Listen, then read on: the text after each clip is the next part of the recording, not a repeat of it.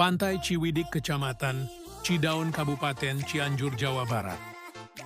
Tiket masuk per orang 7.000, parkir mobil 10.000, dan motor 5.000. Untuk harga jajanan sangat normal, tidak getok harga.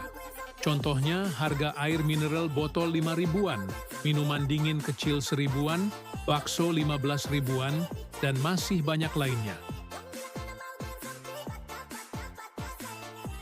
Ada juga penyewaan ATV dan motor cross mini. Tempat untuk kumpul keluarga sambil makan-makan sangat nyaman dan teduh karena banyak pohon cemara.